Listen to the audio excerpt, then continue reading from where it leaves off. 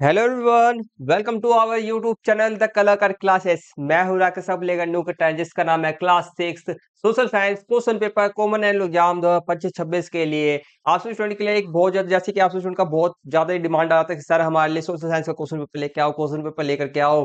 ठीक है, तो आपके लिए मैं लेके आ चुका हूँ क्वेश्चन पेपर आपका सोशल साइंस के लिए, और ये क्वेश्चन पेपर संख्या हमारा 1 है। और इसके आगे भी आपसे स्टूडेंट के 3-4 मैं आपको और भी क्वेश्चन पेपर कराऊंगा। ठीक है, तो चलो करते हैं। तो ये वाला जो क्वेश्चन पेपर है आपका वेरी वेरी मोस्ट इंपोर्टेंट है। क्यों, कैसे, आपको मैं बताता हूँ।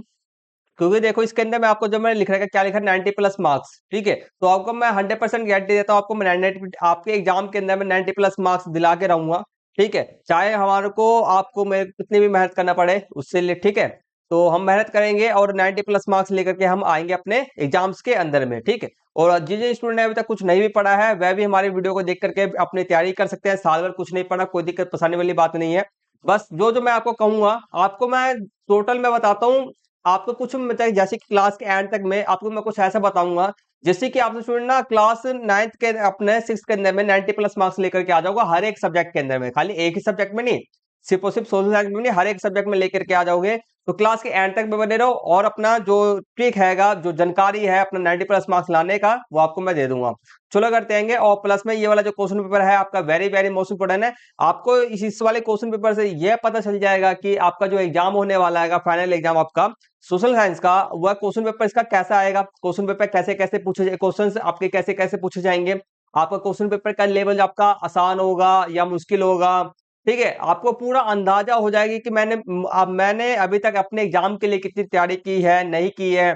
ठीक है, और आपको बता दूं, ये जिन स्टूडेंट ने अभी तक बहुत ज्यादा तैयारी की है और बहुत ज्यादा तैयारी नहीं भी की है, दोनों के लिए ये वीडियो रहेगा। तो चलिए स्टूडेंट अपनी क्लास को शुरू करते हैं बिना किसी देरी के।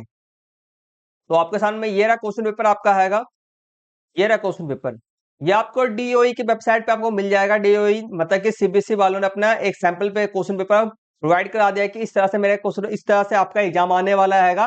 और इस क्वेश्चन पेपर के अंदर में ये सिर्फ और सिर्फ आपका एक क्वेश्चन पेपर नहीं है, आपका लगभग लगभग बोला जाए ना, एक, आप क्या बोल सकते हो, एक ओरिजिनल बोल सकते हो, ये बोल सकते हो। आपको कई सारे बच्चे सोच रहे हो ये डुप्लीकेट क्वेश्चन पेपर, नहीं, ये ओरिजिनल क्वेश्चन पेपर है। कैसे मैं आपको बताता हूँ, क्योंकि इसके अंदर में जितने भी क्वेश्चन आपके दिए गए वेरी वेरी मोस्ट इंपोर्टेंट है। ठीक है, तो इसलिए मैं आपको बोल रहा हूँ। तो चलो करते हैं, ये आपका एग्जाम 2025-26 के लिए, मतलब कि जो आपका फाइनल एग्जाम है उसके लिए, क्लास 6 विषय क्या, सामाजिक विज्ञान।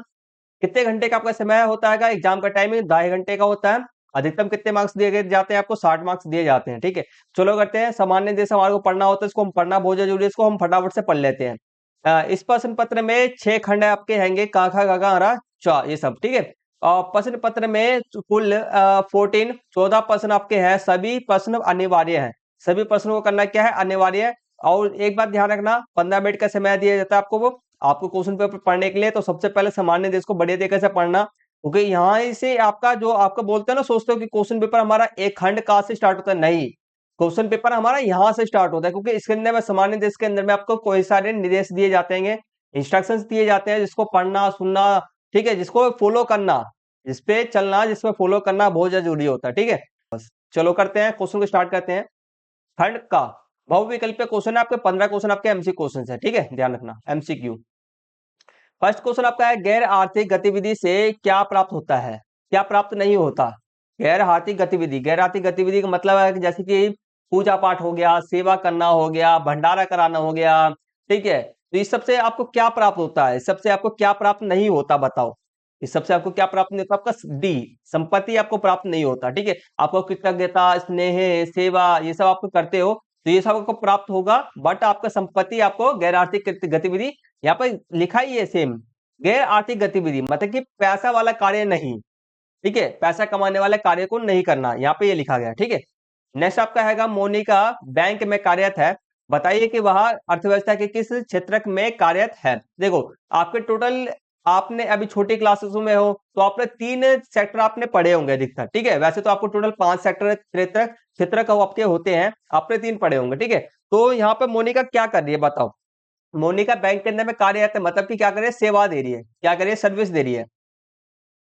ठीक है, तो ये आपके किसके अंदर, सेक्टर के अंदर में, वो तृतीयक सेक्टर के अंदर में है। ठीक है, ये ध्यान रखना, सॉरी, ये ध्यान रखना कि जितने भी आपके सेवा सेक्टर आपके, जैसे कि आपको जितने भी आपका सेवा देते हैं, सर्विस देते हैं, वह सारे सारे आपके तृतीयक सेक्टर के अंदर में आएंगे। ठीक है। प्राथमिक के अंदर आप जानते हो कृषि करना, मछली को पालना, ये सब। द्वितीय के अंदर आपको सबको पता ही होगा कि इसके अंदर में क्या करते हैं हम, कोई भी कच्चे माल को लेकर के इसको हम कच्चे माल को लेकर के मूल्यवान, ठीक है, मूल्यवान वस्तु में हम इसको बदल देते हैं। ठीक है, तो ये सब चीजें हैं। चलो, नेक्स्ट क्वेश्चन आपका थर्ड है का निम्नलिखित में से किसका संबंध शिव गंगा आंदोलन से है। ठीक है, किसका संबंध शिव गंगा आंदोलन से है हमारे को बताना है। तो प्रवीण सिंह का शिव गंगा आंदोलन से आपका है। ठीक है, नेक्स्ट आपका हैगा हलमा प्रथा का उद्देश्य क्या था। ठीक है, हलमा प्रथा का उद्देश्य था, क्या था उद्देश्य हमारे को बताना है। वृक्षों को लगाना, नदियों को स्वच्छ बनाना, बांधों को बनाना, बिजली उत्पादन करना। ठीक है, तो ये क्या था बताओ, हलमा का उद्देश्य क्या था। बिजली, वृक्षों, इसका इसका आंसर आपका है वृक्षों को लगाना, ये इसका राइट आंसर है।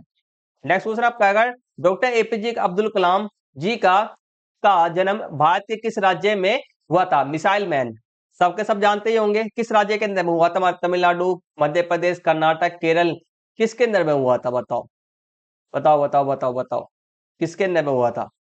तो इनका जन्म जो हैगा तमिलनाडु, तमिलनाडु, चेन्नई। इसका आंसर आप सब कमेंट करना, इसका आंसर सबको सबके सब जानते हैं, मैं क्यों बताऊंगा, फटाफट कमेंट करो। नेक्स्ट क्वेश्चन आपका है उचित विकल्प की सहायता से रिक्त स्थान की पूर्ति करना है हमारे को। देखो, लगभग 2300 वर्ष पूर्व शासन, ठीक है, शासन पर अर्थशास्त्र, ठीक है, अर्थशास्त्र नामक ग्रंथ की रचना डैश ने की थी। अर्थशास्त्र नामक ग्रंथ की रचना किसने की थी, सबको पता है क्या, चाणक्य। नेक्स्ट आपका क्वेश्चन है गलत गलत मिलान की पहचान कीजिए। गलत मिलान की हमारे को विचार पहचान करना आएगा। तो सॉरी, ये इसका आपका डी इसका गलत है ये आपका। ठीक है, केंद्र सरकार का कार्य नहीं होता आपका सिंचाई करना। ठीक है, सिंचाई को देखभाल, सिंचाई का देखभाल कौन करता है आपका, राज्य सरकार करते हैं। सिंचाई पर देखभाल कौन करते हैं, राज्य सरकार करते हैं। बाकी सब आपका सही सही है। केंद्र सरकार रक्षा का जो विषय होता है, सब्जेक्ट होता है, उसको संभालती है। विदेशी मामले संभालते हैं ये, और संचार के मामलों को संभालते हैं ये सब। नेक्स्ट आपका हैगा वर्धमान महावीर की, ठीक है, महावीर जी की जन्मस्थल वर्तमान भारत के किस राज्य के अंदर में है। ठीक है, तो इनका जन्म स्थल किस राज्य के अंदर में है हमारे को बताना है। बताओ, महावीर जी का जन्म स्थान कहाँ पर है, इसका भी कमेंट करना सभी के सभी मुझे, ये भी बहुत आसान है। नेक्स्ट क्वेश्चन आपका आएगा निम्नलिखित में से कौन सा पर्व फसल की कटाई से संबंधित है। कौन सा पर्व, अभी हमारा एक पर्व निकला है, बताओ। अभी अभी हमने बिहार बिहार में हो, पंजाब के अंदर में हो। जैसे कि मैं एक आपको हिंट देता हूँ, ठीक है, बिहार के अंदर में इसको कहते हैं समझ में, मतलब कि एक हिंट देता हूँ। बिहार के अंदर इसमें ना दही चूड़ा हो गया, ठीक है, लई हो गया, ये सब खाया जाता है। ठीक है, तो बाकी आंसर बता ही देता हूँ, सी मकर संक्रांति। ठीक है, एक फसल का त्योहार है आपका। नेक्स्ट आपका है फारसियों ने भारत के लिए सर्वप्रथम किस संबोधन, ठीक है, संबोधन का उपयोग किया। फारसियों ने मतलब सर्वप्रथम, मतलब कि फारसियों ने, ठीक है, भारत के लोगों को पुकारने के लिए, भारत के लोगों को पुकारने के लिए किस शब्द का यूज किया हमारे को बताना है। तो इसका राइट आंसर का हिंदू। नेक्स्ट क्वेश्चन है 11 निम्नलिखित में से कौन सा इतिहास का साहित्यिक स्रोत है। इतिहास का साहित्यिक स्रोत है हमारे को बताना है। ठीक है, इतिहास का साहित्यिक स्रोत है। इतिहास समझ गए, साहित्यिक स्रोत मतलब कि लिखा हुआ, ठीक है, मतलब कि लिखा हुआ, मतलब कि इतिहास पुराने जमाने की जानकारियों का लिखा हुआ साहित्यिक, मतलब कि साहित्यिक स्रोत है। तो कौन सा है आपका, कविता है। ठीक है, सिक्के को क्या मतलब कि सिक्के के ऊपर हम कुछ लिख सकते हैं, बट ये साहित्यिक स्रोत नहीं हुआ। मूर्तिकला भी नहीं हुआ, आभूषण भी नहीं हुए, आपके कविता होंगे। ठीक है, साहित्य की बात करें, साहित्य के अंदर में क्या आता है आपके, इसके अंदर में कहानियां आती हैं, आपकी कविता आते हैं, ये सब। नेक्स्ट आपका है 12th क्वेश्चन, निम्नलिखित में से किस वेद में सबसे पहले सरस्वती नदी के विषय में जानकारी मिलती है। किस विषय के अंदर में सरस्वती नदी के विषय में जानकारी मिलती है कि वेद के अंदर में, बताऊं, ऋग्वेद।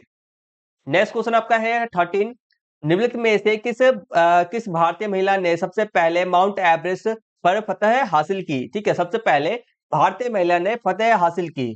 ठीक है, तो बताओ किसने करी थी, बछेंद्री पाल। ठीक है, बछेंद्री पाल जी ने किया था। नेक्स्ट आपका है 14, निम्नलिखित में दो कथन दिए गए। पहला आपका कथन देखो, मानचित्र मुख्यतः 3 प्रकार के होते हैं। मानचित्र मुख्यतः कितने प्रकार के होते हैं, 3 प्रकार के। ये सही है गलत है बताओ, ये आपका सही है, क्या है आपका सही है।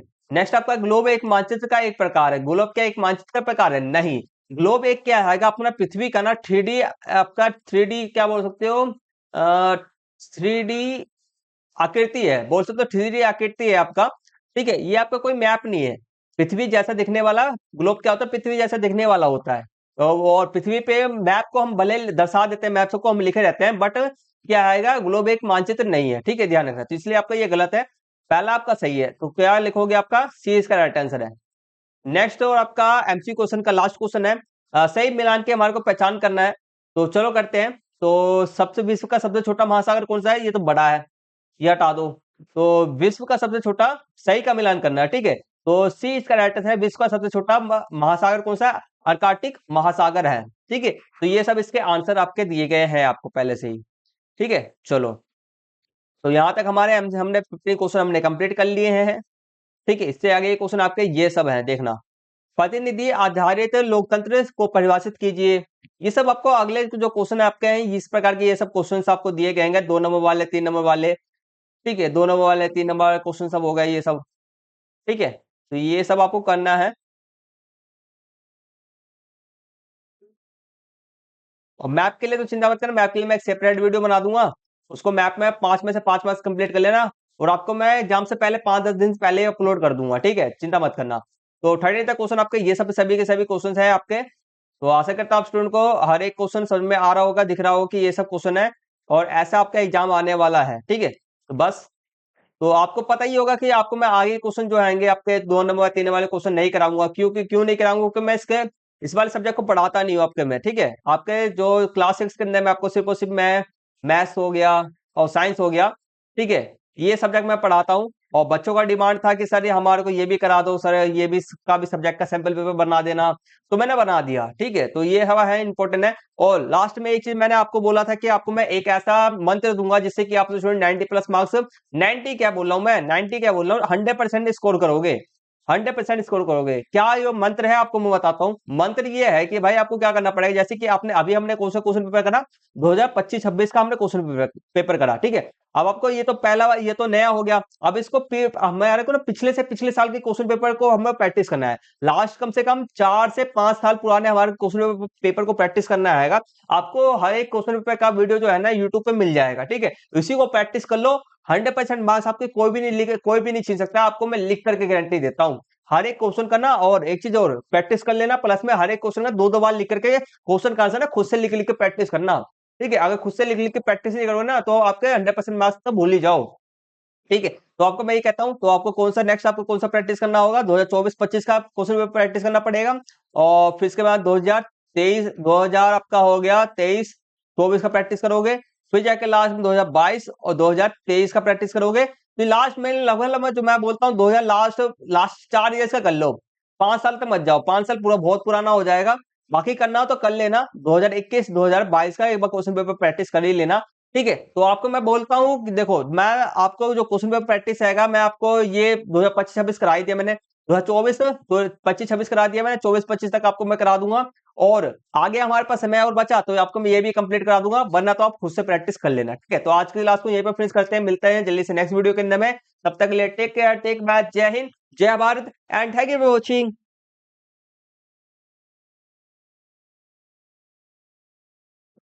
अब हमारा नेक्स्ट क्वेश्चन आएगा। अब हमारा नेक्स्ट खंड स्टार्ट होने जा रहा है, ठीक है, खंड खा। यहाँ से सारे क्वेश्चन हमारे 2 मार्क्स वाले क्वेश्चन है। इससे पहले आप स्टूडेंट को मैंने सारे आपके एमसी क्वेश्चन मैंने कंप्लीट करा दिए हैं। आशा करता आप स्टूडेंट को बहुत बड़ी तरीके से समझ में आ गया होगा, ठीक है। तो अब हम 2 मार्क्स वाले सारे इंपॉर्टेंट क्वेश्चन करने जा रहे हैं, और जिनके आने की संभावना आपके एग्जाम के अंदर में बहुत ज्यादा है, और इसी तरह के क्वेश्चन आपके एग्जाम के अंदर में आएंगे ही आएंगे, ठीक है। मतलब कि ये जितने भी क्वेश्चन है वेरी वेरी मोस्ट इंपोर्टेंट है। हर एक क्वेश्चन का लिख लिख करके आंसर प्रैक्टिस जरूर कर लेना। सेकंड क्वेश्चन आपका है, प्रतिनिधि आधारित लोकतंत्र को परिभाषित कीजिए, ठीक है। प्रतिनिधि आधारित लोकतंत्र को हमारे को परिभाषित करना है। चलो देखते हैं इसकी परिभाषा क्या होता है।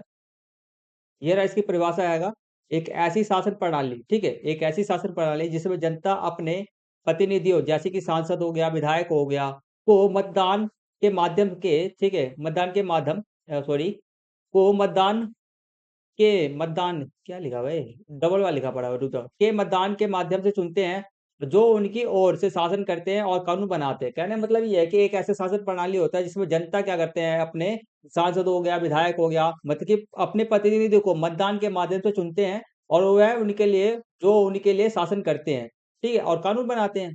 सिंपल सा आएगा परिभाषा। चलो आगे बढ़ते हैं, नेक्स्ट क्वेश्चन हमारा है थर्ड। समुदाय के महत्व का विश्लेषण करना है हमारे को। समुदाय, समुदाय मतलब समझते हो? जैसे कि एक समुदाय का मतलब होता है एक ही जाति वाले लोगों का मतलब एक ही जाति वाले लोगों का समूह। समुदाय मतलब समूह, ठीक है?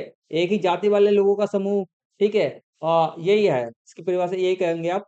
जैसे कि मैं समझाता हूँ, एक ही जाति वाले समुदाय हो गए, एक ही जाति के सभी जैसे कि आपके गाँव में मान के चलो कोई ब्राह्मण है, ब्राह्मण का नाम लेते हैं, तो ब्राह्मण का मान के चलो एक जगह पे ना पूरे क्षेत्र जो है ना, एक मान के चलो एक छोटा सा इतना सा क्षेत्र है, उस जगह पे ना सारे ब्राह्मण ब्राह्मण है, ठीक है? तो ये क्या हो गया ना, जो यहाँ पर कोई किसका समुदाय, कौन से समुदाय का पाया जाएगा, यहाँ पर आपका ब्राह्मण समुदाय पाया जाएगा यहाँ पर, ठीक है? तो इसको इस तरह से समुदाय है। तो उसके हमारे को क्या करना है, इसको हमारे को महत्व का विश्लेषण करना है समुदाय का, ठीक है? तो पहला मैंने आपके लिए 4 पॉइंट लिख रखा है, कोई भी 2 बेस्ट पॉइंट लिखना है सिर्फ और सिर्फ, कोई भी 2, 4 में से कोई भी 2 लिखना है, ठीक है? जो भी आपको बेस्ट याद हो जाए उसको लिखना बस। फर्स्ट आपके सामने मैंने लिख रखा है, समुदाय व्यक्ति को, ठीक है, व्यक्ति को यह महसूस कराता है कि वह अकेले नहीं है, यह भावनात्मक समर्थन और अकेलापन और तनाव अवसाद को कम करने में मदद करता है, ठीक है? तो समुदाय क्या होता है, इससे हमारे को ये सब फायदे होते हैं, ये भी लिख सकते हो। सेकंड आप लिख सकते हो, मुश्किल दौर में समुदाय के सदस्य सलाह और मार्गदर्शन और मदद प्रदान करते हैं, ठीक है? इसलिए समुदाय होने का फायदा ये होता है, ठीक है? नेक्स्ट आपका आएगा फोर्थ आप लिख सकते, थर्ड आप लिख सकते हो, मजबूत सामाजिक संबंध हृदय रोग और मानसिक तनाव को कम करते हैं। मतलब कि सामाजिक संबंध क्या होगा, एक दूसरे के साथ में आप लोगों के साथ में कनेक्ट रहोगे, तो एक दूसरे की अपनी बातों को दूसरे के सामने प्रकट कर पाओगे, दूसरे के बातों को अपने ले पाओगे, मैसेज का आदान प्रदान कर पाओगे आप, जिससे कि आपके जो अंदर के जो भावना रहता है, मतलब कि जैसे कि देखो कोई भी बच्चा ना, देखो जो 2 लोग हैं, ज़्यादा से ज़्यादा हँसेंगे, ठीक है? ज़्यादा से ज़्यादा हँसेंगे, बोलेंगे, जिससे क्या होता है ना, मन हल्का हो जाता है, स्वस्थ भी आप रहते हो, ठीक है? तो बोलते हैं ना, laughter laughter is best medicine in the world, ठीक है? तो हँसना एक ना मेडिसिन होता है, दवाई होता है बहुत ज़्यादा वर्ल्ड के अंदर में, ठीक है? ये चीज़ है। चलो, आप 4th पॉइंट भी लिख सकता हूँ, मर्ज़ी है आपके 2 पॉइंट कोई भी लिखना है। नेक्स्ट क्वेश्चन करते हैं हमारा बी, इसी का 2, ए या बी दोनों में से कोई आपको एक ही करना है, ठीक है? एक ही करना। 2 मत करना, क्योंकि नंबर 2 के नहीं मिलेंगे, 1 के ही नंबर मिलेंगे। परिवार के महत्व का विश्लेषण करना है, परिवार का महत्व। अब देखो परिवार वाले होते हैं, एकजुट रहेंगे तो बढ़िया रहेगा ना। देखो, पहला आपका परिवार प्रेम, आदर और विश्वास का स्रोत है, जो कठिन समय में सुरक्षा और मानसिक स्थिरता प्रदान करता है। ये पॉइंट आप लिख सकते हो। नेक्स्ट आप लिख सकते हो, परिवार के माध्यम से ही बच्चा सामाजिक मानदंडों और परंपराओं और नैतिक मूल्यों को सीखता है। ये भी इसका लाभ है। नेक्स्ट आप लिख सकते हो, परिवार समाज में व्यक्ति को एक विशिष्ट पहचान, नाम, गोत्र देता है और बाहरी दुनिया से सुरक्षा प्रदान करता है। तो ये सब आपके फायदे हैं परिवार होने के, फैमिली होने के, ठीक है? चलो, तो हमारा नेक्स्ट क्वेश्चन हमारा आएगा 4th है, ठीक है? 4th क्वेश्चन हमारा वेदों के महत्व का हमारा उल्लेख करना है। वेद, आपने 4 प्रकार के वेद पढ़े होंगे, सुने होंगे, आपने पढ़ा है 4 प्रकार के वेद, ठीक है? तो उस वेद के महत्व क्या है? वेदों में क्या ऐसा है कि हम उसके बारे में हम पढ़ते हैं? जैसे कि आपका आपका सॉरी क्या बोलते हैं? सामवेद हो गया, यजुर्वेद हो गया, और आपके और सामवेद, यजुर्वेद हो गया, अथर्ववेद हो गया, अथर्ववेद हो गया, एक और वेद है जो आपका है, ठीक है? तो इन सब के वेदों के फायदे क्या होते हैं, महत्व क्या है? पहला आपको मैंने 3 लिख रखे, कोई भी आप 2 लिखना आएगा। पहला आपका जो महत्व है, वह सनातन धर्म और भारतीय संस्कृति के मूल आधार हैं, जिन्हें स्वच्छ ज्ञान माना जाता है, ठीक है? ये आप लिख सकते हो। नेक्स्ट आपका ये मानव मानव जीवन को धर्म, दर्शन, विज्ञान, सदाचार की शिक्षा देता है, ये इसका महत्व है। नेक्स्ट आप लिख सकते हो, वेद में आयुर्वेद, योग, गणित, ज्योतिषी, ठीक है? ज्योतिषी का पूरा ज्ञान समाहित है। इसलिए ये सब वेद क्या है, महत्व है हमारे लिए। चलो, नेक्स्ट क्वेश्चन इसी का अथवा है, दोनों में से कोई एक करना। वैदिक संस्कृति के महत्व का हमारा उल्लेख करना है, वैदिक संस्कृति, ठीक है? चलो करते हैं। तो वैदिक संस्कृति का महत्व, पहला आपका महत्व है, आपका वैदिक संस्कृति लगभग 1500 से 1600 ईसा पूर्व भारतीय सभ्यता का आधारशिला है, ठीक है? वैदिक संस्कृति का मतलब संस्कृति, जैसे कि पहनावा हो गया, भाषा हो गया, रहन-सहन का ढंग हो गया, भोजन हो गया, नृत्य हो गया, ठीक है? शिक्षा हो गया, ये सब ना संस्कृति के अंदर में आते हैं, ठीक है? तो पहला जो हमारा वैदिक संस्कृति है, हमारा भारतीय सभ्यता का आधारशिला है। मतलब कि पूरा जो हमारा भारतीय सभ्यता हैगा, भारत के ये जो हमारा भारत का पूरा संस्कृति को बताता है, वह हमारा वैदिक संस्कृति है, ठीक है? तो ये है, फर्स्ट आप ये लिख सकते हो। सेकंड आप लिखोगे, यह वेदों और दार्शनिक ज्ञान और सनातन धर्म के नैतिक मूल्य को समझाता है। ये 2 पॉइंट आपका क्या है, ठीक है? दोनों पॉइंट एकदम ईज़ी है, कोई सा भी है। आपको 2 पॉइंट लिखना ज़रूरी है। 2 मार्क्स वाला क्वेश्चन है तो आपको 2 पॉइंट लिखना है, ठीक है? 3 पॉइंट मत लिखना है, 2 मार्क्स का क्वेश्चन, 1 मार्क्स का क्वेश्चन है, 1 पॉइंट लिखना है, 2 मार्क्स का क्वेश्चन 2 पॉइंट लिखना है, 3 मार्क्स का क्वेश्चन है, 3 पॉइंट लिखना है बस, ठीक है? नेक्स्ट क्वेश्चन हमारा आएगा सभ्यता की किन्हीं दो विशेषता का हमारे को वर्णन करना है, सभ्यता। ठीक है, सभ्यता। ठीक है, चलो करते हैं। तो पहला मैंने लिख रखा है, सभ्यता एक उन्नत और संगठित मानव समाज को दर्शाती है। सभ्यता क्या है? सभ्यता एक ऐसा शब्द है जो क्या कहता है, उन्नत। उन्नत मतलब कि विकासित। समझे बात को? विकासित और संगठित मानव समाज को दर्शाता है। ठीक है, संगठित मतलब जिसके अंदर में मानव के पास में हर एक सुविधा है, वह अपने जीवन यापन के लिए हर एक सुविधा वह पूरा बना चुके हैं वह सब। ठीक है, हर एक सुविधा है जीवन जीने के लिए। तो ये मतलब है, पहला लिख सकते हो। सेकंड आप पॉइंट लिख सकते हो, सभ्यताओं की पहचान स्थायी घरों, स्थायी शहरों, बस्तियों से होती है। इसमें आपके सभ्यताओं की पहचान कैसे होती है? स्थायी शहरों शहरों बस्तियों से होती है। ठीक है, तो ये हमारा आएगा। इसमें सुनिश्चित घर होते हैं, पक्की सड़कें होती है, जल निकासी व्यवस्था होते हैं और बड़े सार्वजनिक भवन होते हैं, और जैसे मंदिर हो गया शामिल शामिल होते हैं। ये सब चीजें सभ्यता के अंदर में शामिल होते हैं। ठीक है, जैसे कि आपने हड़प्पा सभ्यता के बारे में आपने पढ़ा होगा, आपने हड़प्पा सभ्यता के बारे में अपने बुक के अंदर में पढ़ा है, तो ये चीज सेम चीज है इसके अंदर में। ठीक है, तो आशा करता हूँ आप स्टूडेंट को यहाँ तक बड़े तरीके से समझ में आ गया होगा। तो हम आज की इस वाली क्लास को यहीं पे फिनिश करेंगे। ठीक है, तो नेक्स्ट क्लास के अंदर में आगे क्वेश्चन जो हमारे है खंड घा से, ठीक है, वह उसको नेक्स्ट क्लास के अंदर हम कंप्लीट करेंगे। तो आशा करता हूँ आप स्टूडेंट को यहाँ तक आपको बहुत बड़ी तरीके से समझ में आ गया होगा। ठीक है, ये वीडियो पसंद आया तो इस वीडियो को ज्यादा से ज्यादा लाइक करना, ज्यादा से ज्यादा लाइक करो। इस वाले वीडियो पे एक बच्चा एक स्टूडेंट एक कमेंट जरूर करेगा, कमेंट जरूर करना। और आप स्टूडेंट हमारे चैनल को क्या करो, सब्सक्राइब करो। सब्सक्राइब करके बेल आइकन बटन कौन पे सेट कर लेना, क्योंकि मैं आपके लिए और भी सब्जेक्ट के इसी तरह के क्वेश्चन पेपर के वीडियो आपके लिए लाते रहूंगा, और आपके इंपॉर्टेंट क्वेश्चंस करा दूंगा, जिससे कि आपके एग्जाम के अंदर 60 में से 60 मार्क्स पूरे पक्के हो जाएंगे। ठीक है, तो फटाफट से सब्सक्राइब करो, वीडियो को लाइक कर देना, कमेंट करना मत भूलना। मिलते जल्द से, अब हम क्लास को फिनिश करते हैं, मिलते जल्द से नेक्स्ट वीडियो के अंदर में। तब तक ले टेक केयर, टेक बाय, जय हिंद, जय Bharat and thank you for watching.